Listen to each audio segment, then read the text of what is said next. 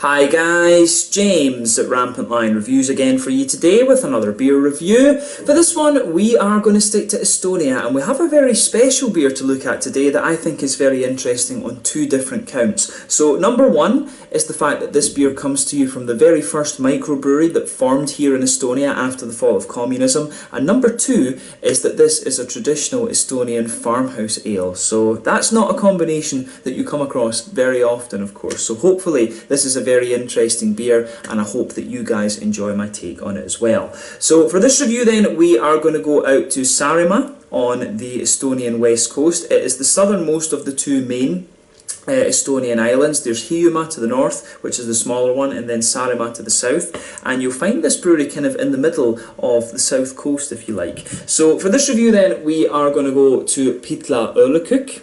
If I'm pronouncing that correctly, probably not, but we're having a taste of the Pihtla Õlu today, which comes in at 7.6% ABV, and this beer, as I say, a traditional Saremaa farmhouse ale, this one. From what I gather, this beer is quite similar to the likes of a Finnish Sahti or a Swedish Gotlandsträke. So these beers were quite farmhousey, you know, almost saison-like, but they had a little bit of juniper in them. They were quite often a little bit smoky as well, and you know, there's a good bit of brown sugar in there. So yeah, I'm really curious to see how this one turns out. This is a beer that I really do not know what I should expect from it. But I bought this one at the Gambrinus store in Tartu. They do have another shop in Pärnu, of course, as well, over on the west coast. But Tarmo in there was telling me this is one of the very first Estonian craft beers. So this is one that he said I really need to review. He only got this in about twice a year, he says, since they started brewing this one, and you really have to drink this fresh, hence why I'm reviewing this one for you in Estonia as well. So yeah, really curious to see how this one turns out. I've really wanted to try a few more sort of Sahti-like beers over the last little while. Particularly since I got in contact with Riku up in Finland. He was going to try and see about sending me some Sahtis, but they're usually unpasteurised, and as I say, you have to drink them very fresh. But this one has been kept cool, it has been kept in the dark and things, so hopefully it should still be okay. But yeah, very curious to try this one. Thank you to Tarmo, and a big shout out to him as well at the two Gambrinus stores, one in Tartu and number two over in Pärnu, of course, and hopefully you guys enjoy my take on this beer as well. Very curious about this one. Very interesting beer to review here on the channel. So yeah, let's see how we go with this one then. As always with my reviews, I'll tell you a little bit about the brewery before we taste the beer. If you want to get straight to the tasting, just fast forward. All the usual links are in the description below. That's the brewery website, the link to my other reviews that hopefully I can do in the future from Pihtla Õlleköök. Very first time I'm trying one of their beers, as I mentioned. There's all the usual social media down there as well. If you want to see more reviews, do please consider subscribing to the channel. The whole channel, of course, has a geography-based tagging system, so you can go into the home page and search for beer based on country, city, state, county, province, prefecture, whatever it is you're interested in. Do check out the playlist of beers from different countries. There is one there for the Estonian beers that I've reviewed for you. That one's being added to fairly regularly, I have to say. And as always, please do get in touch and let me know some of the other beers and breweries that you guys would like to see me review. It's always great to hear from you guys that are watching the videos, and the support that you show the channel is hugely appreciated. So anyway, to tell you a little bit about Pihtla Õlleköök then, and I will apologise for any bad Estonian pronunciations in this video. It's a language that I have a little bit of familiarity with, but yeah, probably the stresses and the pronunciations and things are not going to be right. So yeah, anyway, to my brewery notes then. So Pihtla Õlleköök, the Pihtla Beer Kitchen, if you want to translate it into English. These guys are based in Pihtla on Saremaa in the southern part of the island in Estonia. So the company was founded back in 1990, which makes it Estonia's oldest microbrewery. The official name of the company is Taako, T-A-A-K-O, which stands for the names of the three original founders, Tonu, Arne and Arvid,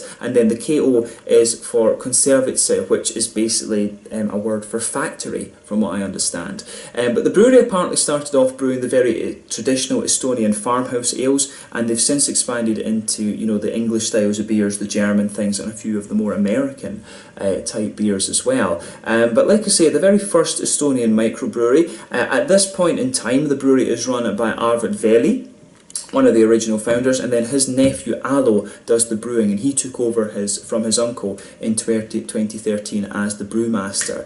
But one of the really kind of strange points about this brewery when I was researching them, quite recently they seem to have been in a legal dispute with Arne Trey, who is also one of the original founders, and he founded a separate new company called Pihtla Õlleköök, the Pihtla Brewery if you like, and he also trademarked the name Pihtla Õlu as well, arguing that this was a geographical name rather than a product name.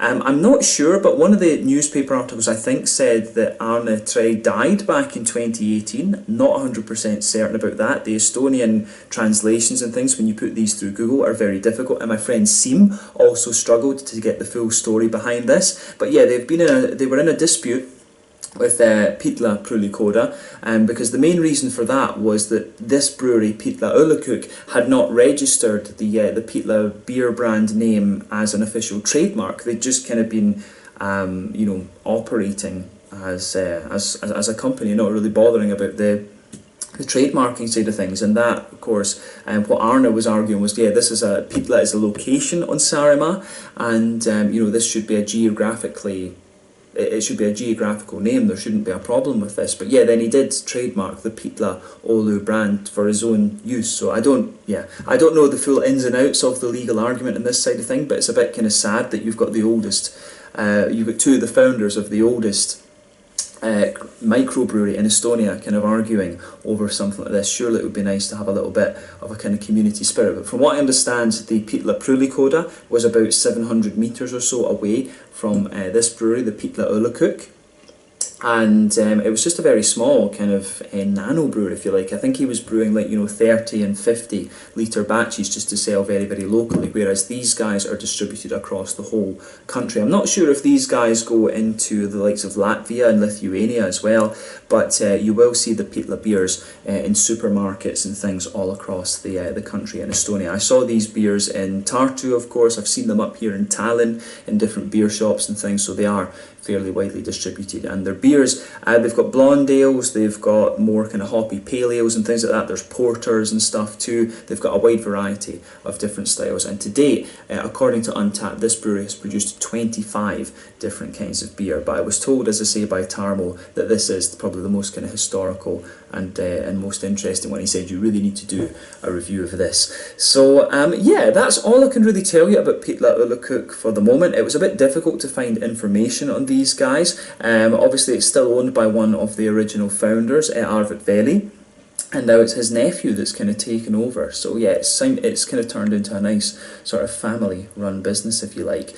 But yeah, if you want to learn more about this brewery, of course, you can check out the brewery website. You can follow them on Facebook and Instagram to keep up to date with all the latest goings on, and you can check out the Rate Beer, Untappd and Beer Advocate pages to learn more about all the different beers that they've done. So yeah, if memory serves me correctly, this may well be my first ever beer review that I've done from Saremaa as well, actually. I'll need to kind of dry the bottle up of this and take it home, because I think the very first Estonian craft beer, I think this is pretty damn cool actually. But there you can see the beer in the barrel and it being brewed there. The artwork on this one I think is quite funny. So yeah, this beer is simply called Pihtla Õlu, and it is a traditional Saremaa farmhouse ale, kind of similar to a Sahti, a Finnish Sahti, or a Swedish Gotlandsdrike, from what I understand.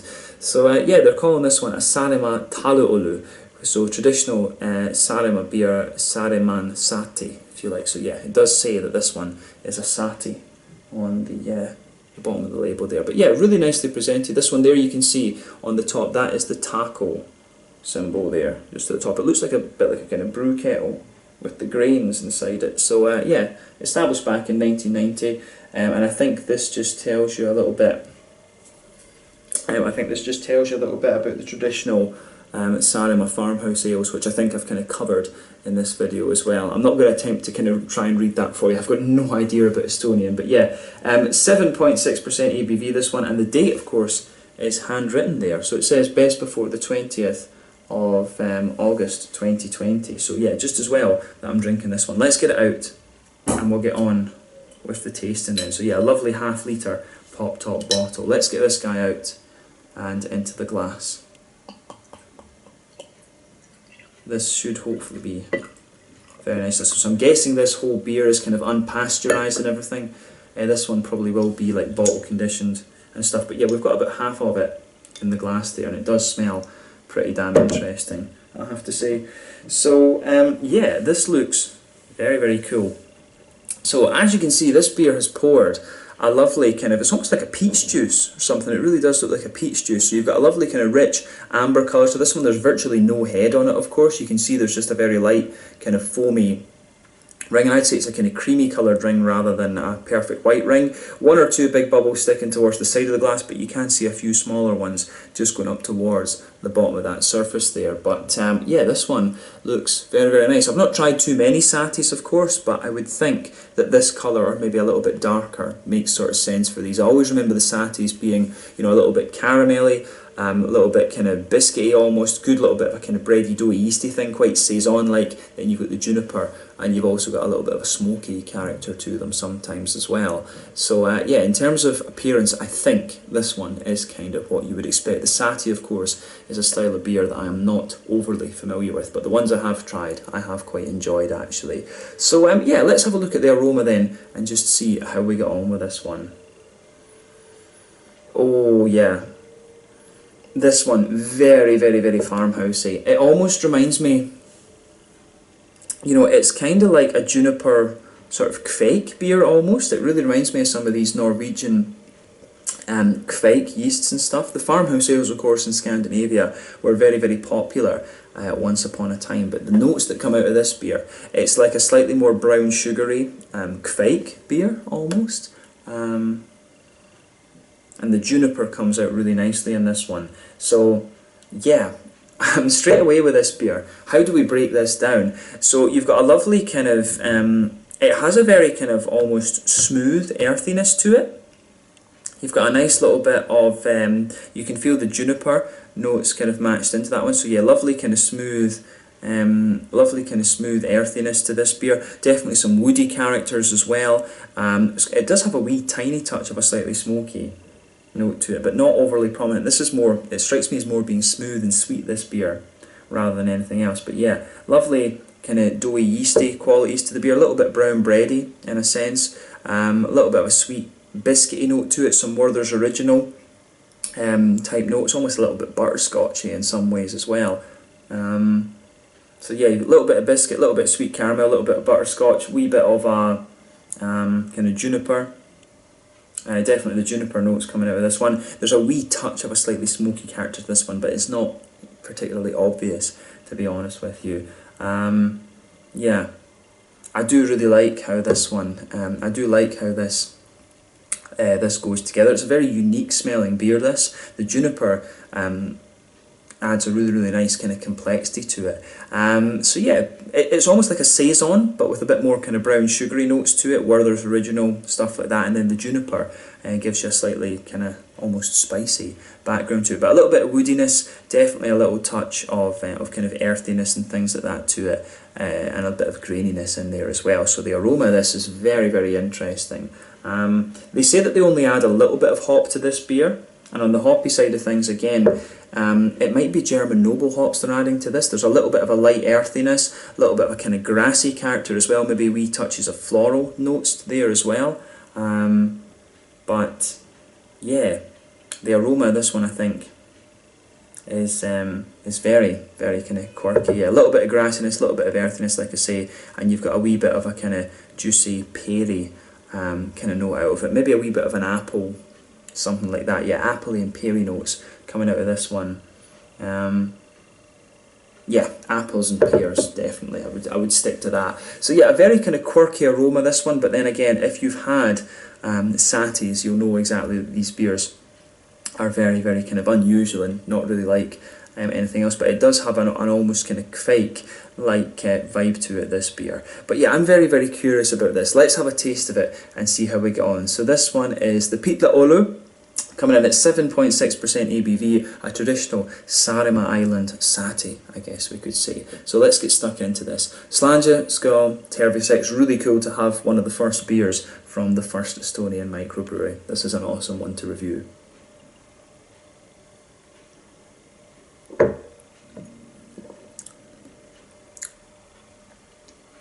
Ah, yeah. Well, first thing is, it's it's very, very easy to drink this. It's definitely sort of saison-y and farmhouse-like, if you like. I mean, when I say saison-like, it's more the kind of, it kind of feels like a saison. The flavour profile is pretty damn different, to be honest with you, but it does have a bit of that kind of saison-like vibe about it. Let's just say that.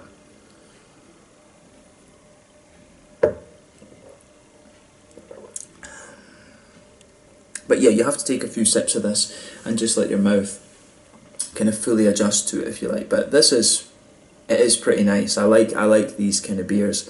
What I would say is, you know, compared to the IPAs and the Imperial Stouts and all of this, you know, they're not going to blow the head off you in terms of flavour, but you know, the farmhousey beers, they are traditional beers, and they do have a little bit of they've got a little bit of charm about them almost. And you know, the diet traditionally in, you know, the you know, Finland and Estonia and the Baltics, I guess, as well, it's very bread and potato based, from what I understand. Little bits of pork and beef and some chicken and things like that as well. But yeah, this, you can see, when you see what Estonian people eat today, for the most part, as their traditional food, you can see that this beer, you know, this kind of complements it quite well, actually. It's a lovely big bready, doughy, yeasty kind of thing, this, but there's a few other kind of spicy notes to this beer too. But I like this. I do like this. I love trying traditional beers like this, so this is definitely an awesome one to review. Very cool that I can actually review this beer for you here in Estonia as well.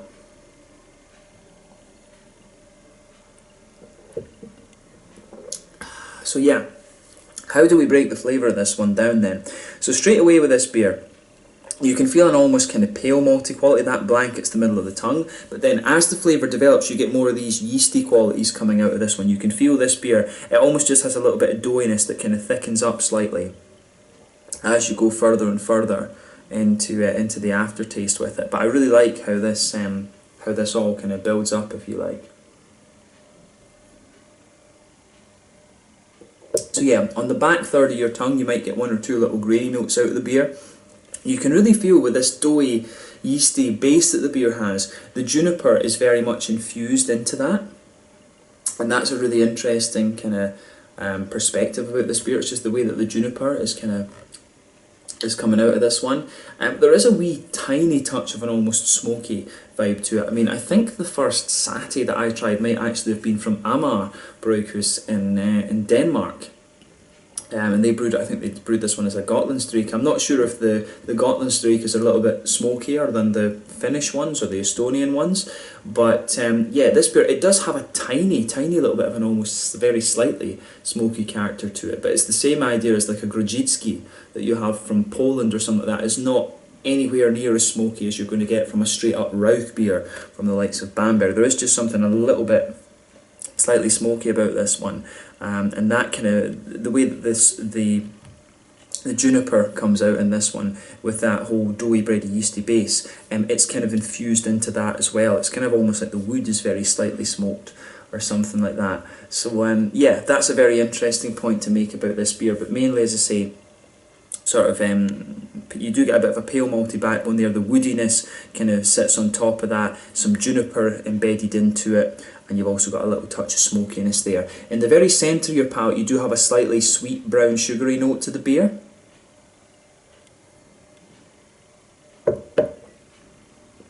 So yeah, definitely a little bit of a kind of brown, sugary thing coming out of this one.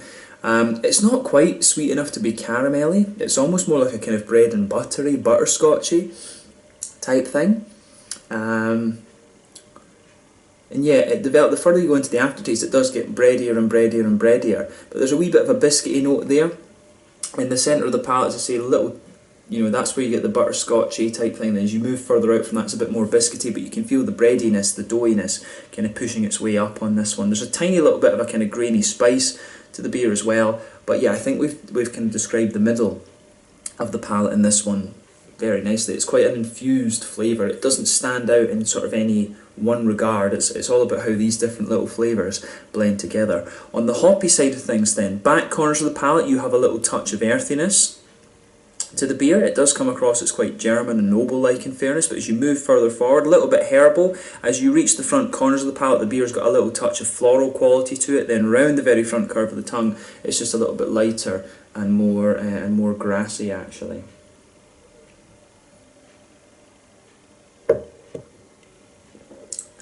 But yeah, there's not too much else to report on the hoppy side of things. It almost has the same level of hoppiness that you'd expect from like a sour beer, from one of the lambics or something like that.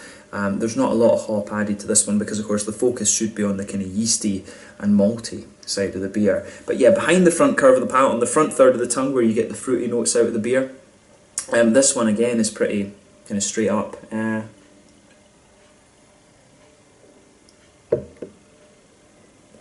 So yeah, there's a wee touch of, there is a wee touch of sharpness to this one, I think, when you take it in. And maybe it's due, it's, like I say, this beer, it's only kind of pop top sealed, it's not pasteurised or anything like this. So yeah, there is a wee touch of a kind of note to that, so maybe a little bit of sharpness, maybe a tiny touch of oxidation, but it doesn't affect the rest of the beer, definitely not. So yeah, this one for me, it's got a very, how would you say, it's got a little bit of a kind of sharpness to it in the beginning, it's got a little touch of a kind of citrusy note, but mainly the kind of front part of your palate, it's got a little bit of an apple-y note to it, it's got a little bit of a peary quality, and then there's just a wee bit of an almost, there's a very slight citrusy zest to this one, on the very kind of tip of your tongue, kind of that grassy, zesty ester kind of thing. But yeah, the flavour that comes out of this beer is very, very interesting. I would say that compared to the other Sahtis that I've had before, this one's not quite as smoky. It does have a little bit of that smoky vibe to it, and it's not quite as sweet as some of the other ones that I've had. This one's definitely more kind of bready and doughy and yeasty and things. But yeah, I like this one. It's always cool to try traditional stuff like this, and the Sahti, as I say, is a style that I really need to explore a little bit more. So this has been a very interesting one to taste, and I hope that you guys have enjoyed this. In mouthfeel then, we should cover that. Mouthfeel, definitely very mid-bodied. The carbonation is really smooth on this one. It's got a little bit of wetness to the beer, I think. Yeah, I would say, yeah, mid-bodied, smooth carbonation, a little bit oily, but at the same time very, very smooth. In terms of IBUs, I'd be surprised, you know, this one's about the same as like a Hefeweizen or something, about 15 IBUs at most. The malt base is very, very smooth, there's a little touch of sweetness to it. The beer does have a little bit of sharpness in the beginning. I do wonder if that is a very slight oxidation, because this beer is unpasteurised, and you know, it's just basically poured in the bottle, basically, which isn't surprising. So yeah, you do get a little bit of that from this one, so there's a wee tiny touch of that, but some juicy fruity notes to it, a little bit of a zesty quality, low IBUs, and a very, very smooth and slightly sweet malt base. So yeah, this one is very, very quirky, and I think it's definitely worth checking out if you get the chance. So yeah, it gets a thumbs up from me. I love trying traditional things like this. It's always cool to go to different regions of the world and try their traditional beer. So it's very cool that there is the very first microbrewery in Estonia is keeping this tradition alive. I'd love to see the likes of Pohjola, Puhasta, Tankar, Ullenaut. It'd be cool to see the new generation of craft breweries here in Estonia have a go at something like this, because as far as I know, they haven't yet, but I wouldn't be surprised if Pohjola or and maybe Puhasta have tried something like this. Ullenaut are very inventive as well, so maybe they've done it. But yeah, it'd be cool to see the new generation of craft breweries have a go at some of the more traditional things like this as well. But I know that Pohjola they do a sort of cooled, must cooled beer, which is I know again another old type of Estonian type thing. But yeah, this has been very, very nice to review. Cool to review a beer from the very first microbrewery in Estonia as well. So yeah, let's leave it at that for this one. This one was the Pihtla Õlu from Pihtla Õlleköök, the Pihtla Beer Kitchen, if you want to translate it into English, a 6.7%, sorry, was it 7.6? Yeah, 7.6% Sahti, not 6.7. And this has been a very, very interesting one for you to review. I can feel the alcohol going to my head a little bit with this, but yeah, I have enjoyed reviewing this. So let's leave it at that. Thank you again for watching my beer reviews. Until the next time, please like, subscribe, share, all the usual YouTube stuff. Let me know your own thoughts on this beer in the comment section below. Let me know what your favourite beers are from Pihtla Õlleköök as well. We will no doubt return to these guys at some point soon. I will come back to Estonia fairly soon, like I said, but thank you again for watching, and I will catch you guys very soon. The Pihtla Õlu from Pihtla Õlleköök on Saremaa, one of the western islands here in Estonia, in Eastern Europe. So yeah, awesome and very interesting beer this. Thanks again for watching. Check out my social media, check out Pihtla Õlleköök, and I will catch you guys very soon. Slanja, Skål, Tervesex.